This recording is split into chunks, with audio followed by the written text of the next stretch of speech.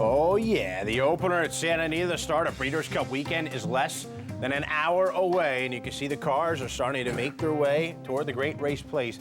59 minutes away from race number 1, the first Breeders' Cup race a little later on the card today. You can watch and wager on all that action at tvg.com. I want to welcome in Chief Correspondent of Timeform, Jamie Lynch, to talk about today's Breeders' Cup races. Jamie, how are you?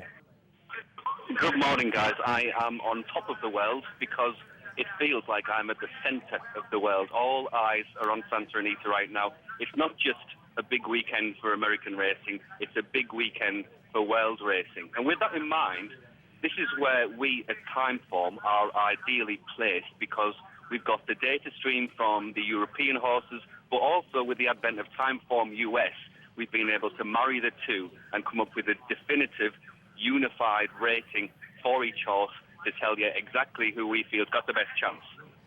Jimmy, one of the things that is always tricky for the handicappers and horse players is trying to figure out which of the European shippers are in top form. We're going to look at the Breeders' Cup Juvenile, which goes as race number 7 today at Santa Anita. Now, correct me if I'm wrong, but it looks to my eye as though the competitors in this race, the European contingent, they look similar to the horses that were in the race last year, which is to say we don't have any European Group 1 winners, but we have horses that have run very competitively behind some Group 1 animals in Ireland, the UK, and in France. Yeah, that's exactly right. The horses such as Giovanni Baldini and Outstrip aren't quite at the top level in terms of European juvenile Group 1s. Now, Outstrip has had his chance last time out in the Dewhurst, the Group 1 race over 7 furlongs won by War Command, who's just about the top 2-year-old over here right now. But also, we've got Giovanni Baldini. He is the unknown quantity, and we like his chances a lot. Aidan O'Brien has obviously won the last 2 runnings of this race with Roth and then with George Vancouver. And what's interesting is that looking at the ratings coming into the race, Giovanni Baldini is at a higher standard than either Roth or George Vancouver were coming into the race. So we like him a lot. He's got the best form of the European contingent, and also he's got the most potential. So he's a really big runner. We were taking a look here at his win in the Star Appeal Stakes last time out. Now, Jamie, as far as this horse making his first start here in North America, is there any concern about the start, the break, leaving the starting gate today with post 2 in this big field? Yeah, naturally that is a concern, but this horse has got speed. As you can see at Dundalk last time, it was an easy race for him. He was long odds on, he was expected to win, and he did it easily. He has got speed, he's going up in trip. I like that profile, I like his pedigree. He's by Warfront, there's not much in the dam side, but this horse cost 675,000 guineas as a yearling, so he really looks the part. It's interesting that he tackled that last race because that was the very race that Lines of Battle ran in before he came to the Breeders' Cup Juvenile turf. Now, obviously, he didn't show up that day. He was scuppered by the draw as his stablemate George Vancouver went on to win. But this strikes me, guys, as a plan all along with Giovanni Baldini. Let me just tell you quickly about his background. He made a winning debut in just a maiden, and then just 7 days later, he was straight into a Group 1 race in Ireland. That, in Europe, is almost unheard of to be upgraded quite so soon into his career. But it's a measure of the regard in which he's held. He was messing with Tuamore in there. Now, Tuamore is the top European horse on Timeform ratings as far as juveniles go. If Tuamore was in here, he'd be nearly an even money shot. So Giovanni Baldini, he's got the right form, he's got the right profile. I like his chance a lot. Jamie, one last question before we leave the juvenile turf race. This will be the last year of the ban on race day Lasix for all 2-year-olds at the Breeders' Cup. I felt as though last year, particularly in the grass races, that gave a decided edge to the Europeans. Do you share that opinion? Yeah, I think that's absolutely right. And all those American horses who'd shown their form, most of them having run on Lasix coming into the race, all of a sudden they were disadvantaged potentially by not being able to run with it there. Now next year, when the Lasix ban is listed regarding the 2-year-old, you might find that the competition swings back more towards the, well, certainly the American juveniles. But I think even over and above Lasix, the key point is the turf. The European horses, they're used to running on turf. They specialise and are largely bred to run on turf. So I think that in terms of the juvenile turf, Europe will always be a big player. Less so, obviously, in the dirt, where they're very rarely represented at all. Well, we are going to go to race number 8. It's the Breeders' Cup Dirt Mile, and a competitive field sign on there. Now, Tap Town has been declared a scratch. Number 1, Tap Town is scratched out of the Breeders' Cup Dirt Mile later on today. And Jamie, it looks like a horse that's getting talked about quite a bit and likely going to take play is the 4, Brujo de Olleros, coming off of his second-place effort in the Kelso behind Gradar. What do you think of this 5-year-old's chances?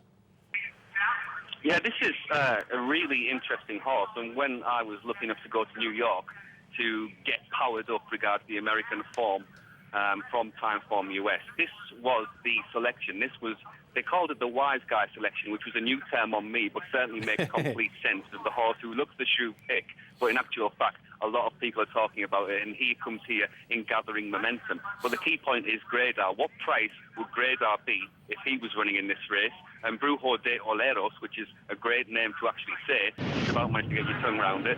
He not only did he run really well against Gradar, but he shaped really well that day, given the bias that seemed to be at play on the track.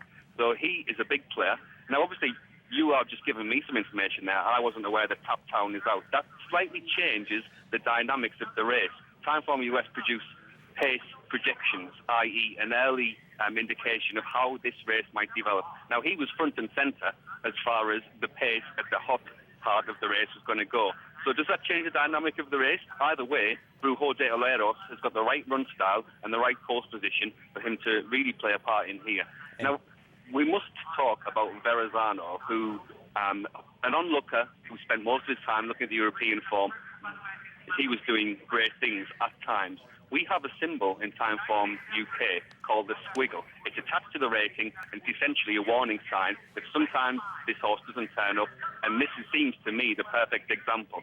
Not many people I've met think that Verrazano can win this race, and yet ostensibly he's got by far and away the best form. So can you help me at all with Verrazano? Is he going to show up? How is he going to be ridden? He's an absolute squiggle for me. I can tell you that.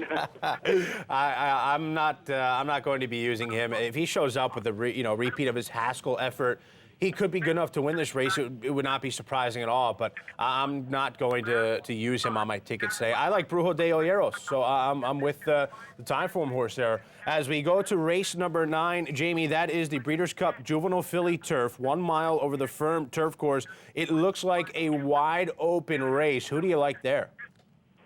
This is wide open. Now, there was a standoff between Timeform UK and Timeform US when it came to this race, because I was hoping and expecting them to tell me that my Conquistadori was a good thing, and they seemed to be expecting me to say that one of the Europeans was a good thing. As it happened, it seems to be an open race, more so even than the Timeform rating suggests. And I'll tell you why I'm pretty lukewarm on the European horses here, despite the fact we've got Grade 1 winners. We've got Border. I suppose you can simplify this and crystallise it into, if Border stays the distance, then she's going to win the race, because she's got by far and away the most ability of any filly in here. But she's been raced over 6 furlongs. She looks like a sprinter. She's bred like a sprinter, and it's a big ask for her to jump up from 6 furlongs to a mile, and also coming to a new country. But in terms of ability, she's by far and away the best. The only time she's been beaten in her life was when she went up against the colt and she ran into the American horse who's been tearing it up in Europe, called No Nay Never, Wesley Ward's horse. But she finished second that day. It's the only defeat on her entire race career. It's all about the distance. If she can last it out, then she's definitely the best. 4-1 on the morning line for Vorta in the Breeders' Cup Juvenile Filly Turf. And Jamie, we must talk about the Breeders' Cup Distaff, a field of 6. I think a lot of folks making it a 3-horse race, and many making it only a 2-horse race. What are your thoughts here on this year's Distaff? Yeah, this is unbelievably tricky. Now, everyone I've spoken to has almost got a different view on how the Distaff is going to play out tactically. I've heard that Royal Delta will just outclass them. I've heard that Royal Delta cannot win with Beholder in the field. I've heard that Princess of Silmar will just pick them up as she has done before. So we've got even though the parameters are narrow in terms of how it might work out, it seems that everyone's got a different view. And it might just be a case of what we like to say sometimes, paralysis by over-analysis, in that you're looking too deeply into how the race is going to work out and overlooking the fact that Royal Delta has got the best form in the race. She's been there, done that, got 2 T-shirts, she's going for 3 wins, and Bill Mott knows exactly where she needs to be in order to win at this stuff. And I'd be willing to just overlook her latest defeat at the hands of Princess of Silmar and concentrate on the fact that she is a 2-time distaff winner and she's got the most ability in the race. She is 8-5 on the morning line. Timeform chief correspondent Jamie Lynch. Jamie, thank you for your time today. Looking forward to talking about the Saturday card tomorrow. Thanks so much, guys. Thank you. Jamie Lynch, Timeform chief correspondent. And Rich, something very surprising, the spotlight rating for My Conquistador in the juvenile turf was a 75. It was not even in the top 20% of the field. Okay, so here's what it's going to come down to. I mean, yes, the Timeform rating for My Conquistador all the way on the outside in the juvenile fillies turf is light. Her sheets numbers are also